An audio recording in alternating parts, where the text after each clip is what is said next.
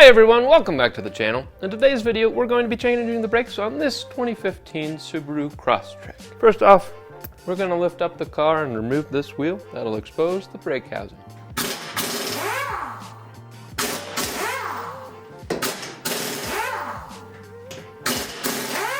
These are 19mm bolts that we used a deep socket for. The first thing you want to do after taking off the wheel is to make an assessment of the brakes and rotor. In our case, the rotor was a bit loose, so we attempted to fix that. Next, we'll be removing the caliper from the rotor. It has two bolts, one on top and one on bottom, on the back side of the rotor.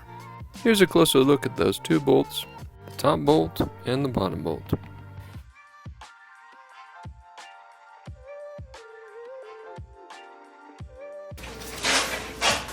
Got a 14mm for this bolt up top and the same one down below. Used a breaker bar to loosen the bolts and a torque wrench to loosen them out. And here's that second bolt.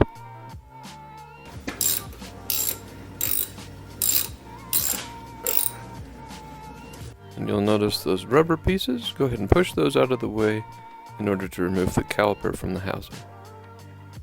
If the caliper is tight, optionally you can push those pistons back in, take a large C-clamp, put the top end of the C-clamp on the back of the caliper, somewhere where bare metal, not on top of the brake line, and then the front on the brake pad itself, and gently push them together.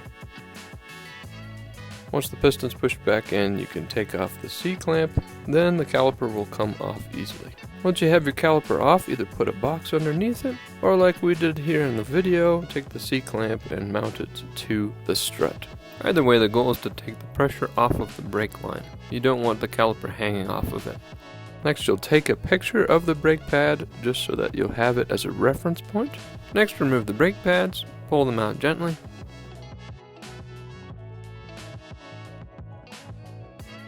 The great part about this brake set is that they are the same, both the front and the back, so you can pretty much interchange them when you install the new ones. And the arrangement is the chirper on the front of the brake pad should be up and the chirper should be down on the back of the rotor.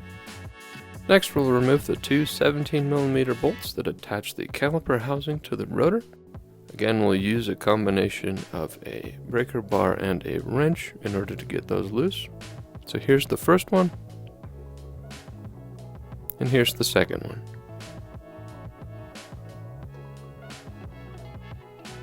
Once the bolts are out, the caliper housing will slip off easily, and then you can remove the rotor. Also be careful with the spring clips as you take them out of the housing. In our case, the axle was looking a bit rusty, so we brushed it with a wire brush, sprayed it with some brake cleaner, and wiped away the excess. Next, we'll mount the new rotors on the axle. Before you remount the caliper housing, make sure these rubber pieces are moving smoothly.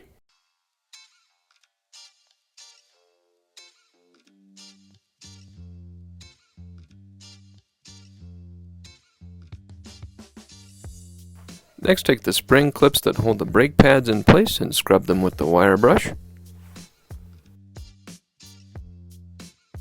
Then snap these springs back into the caliper housing.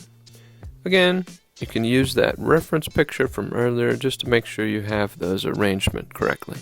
The goal with giving these a good brush is just to knock some of the dirt loose off of them.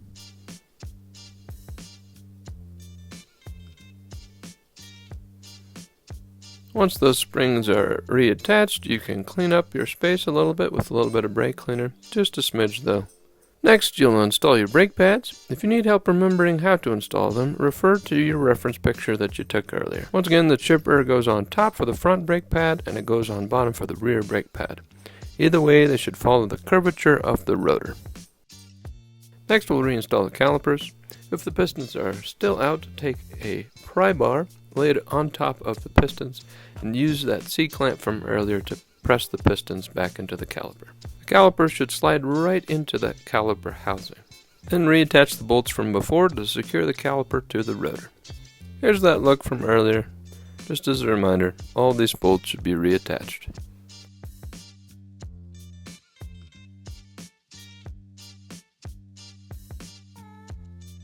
It's a 17mm socket for the large ones attaching the housing to the rotor, and then 14 for the caliper attaching to the housing. Once all the bolts are tightened, reinstall your wheel.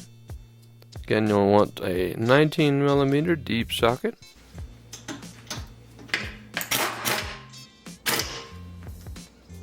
The last step is to use a torque wrench to make sure you put the correct pounds of pressure on the bolts.